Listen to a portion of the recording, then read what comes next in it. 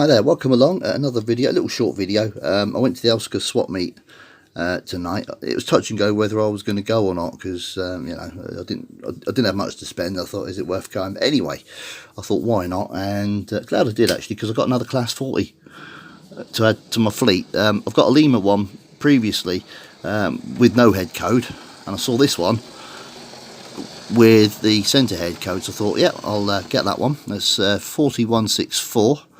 My other one that I bought ages ago, it's just the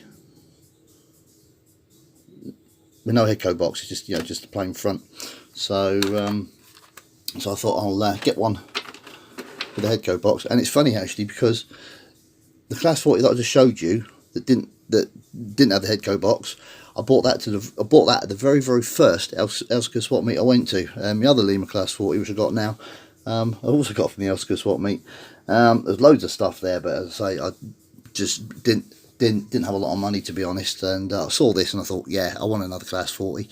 I want to get. I think they do the blue one with the split head codes as well. I've got the Bachmann one with split head codes in green. So might see what I can get. Also want to get the green one, green versions of these as well. So yeah, I've got that class 40. So I'll just run that off there. Not a bad runner actually. In fact, looking at the wheels, they've not been cleaned at all. So the only thing I've done is just put a little drop of oil, because obviously you don't know how long they've been stood. So I just put a little tiny drop of oil, and yeah, it's beautiful runner. Real happy with that one. And the other thing I bought was this Lima Great Western buffet car.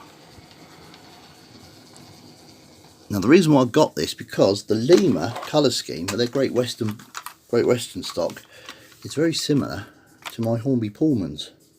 So what I've done is I've got it to run with my Hornby Pullman carriages. So I've got, like, you know, the Pullman coaches, and then buffet car in the middle when I get the thing on the track. So when you're trying to put things on track by point work, it's a bit tricky. So yeah, so that's basically what I got it for, was to run with my Pullmans, because the colour scheme's not much different. Very similar. So that's what I bought that for.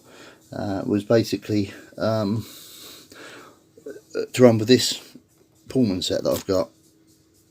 I was watching David Atkins' video about his trying coach and replacing the bogies on them, and sort of shows what you can do if you've got the old trying coaches. You know, you can take the old bogies off and replace them. And what I did, I had a couple that I'd got with some other bits and bobs, and they were just painted bright blue.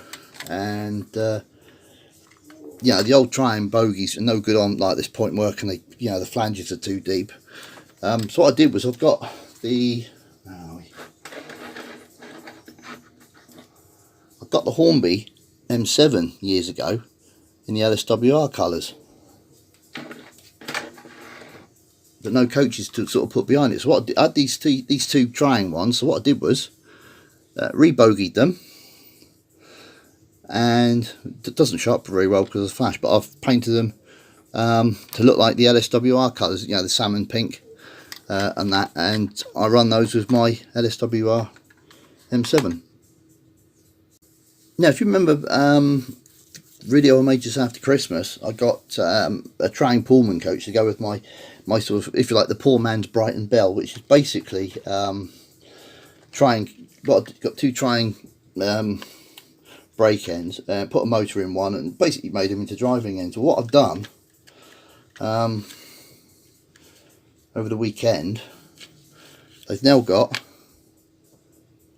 dummy third rail pickup shoes on them, just made out of balsa wood. You know, what I did was I copied it off my Hornby 2 Bill unit. So as I say, they've got just sort of dummy third rail shoes on them. As I say, just made out of balsa wood. It looks alright. You know, it looks the part when it's running, basically. So yeah, that's basically what I've been up to. sort of since the last video, which was the, what was it, the Deltic video I did. I'll say I made the dummy third rail pickups from a Brighton Bell. Still got some work to do on the cab fronts though, because the cab fronts just look a bit round. I think they need to be more square than that. But trouble is, I don't want to sort of try filing them down and then mess it up. That's the only thing that's stopping me from attacking them with another file. But maybe I will do when I'm feeling a bit brave. And of course the Elsecar swap meet that I went to tonight. So that's it for this video. Thank you very much for watching. Feel free to comment and subscribe. I'd like to say a big welcome to recent subscribers as well. I know there's been a few more, so welcome along. Hope you enjoy what you see. There's loads of things going back ages on there. Yeah, bits to do with Droxford station, and also of course Adwick Lane, which is what you're looking at now. Lots of work to do on this. Needs a good tidy up. I've got another project that I'm just doing all the research on it, getting loads but the best thing is this, my latest project, it's nearby. I'm going to go miles, and a couple of times a year I actually work near there, so I can have a look as well while I'm working, because one of my last drops on my job is the old station house at this particular location. I'm going to reveal more to that nearer the time when I actually start building it. It's going to be in N-gauge. I've bought an N-gauge loco. I bought that. When did I buy that?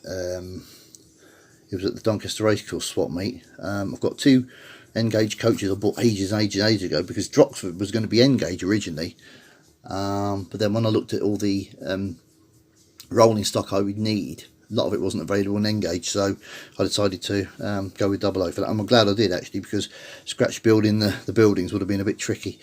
So so yeah, I've got another project I'm starting probably later in the year, because I want to make sure I've got everything first. I've got the point work, I've got some curves for it, I've got to get flexible track, get a little panel mount controller. I want to make it so it's literally self-contained. So yeah, that's a project. Hopefully maybe start late summer perhaps, if I'm lucky. But I want to get a lot more work done on Droxford yet. I've got tons to do on that. So that's future plans anyway for this year. As I say, I'm hoping to get the N-gauge one started this year. I might not. If I don't, then it'll be next year. Anyway, thanks for watching, and enjoy your modelling. Take care. Bye for now.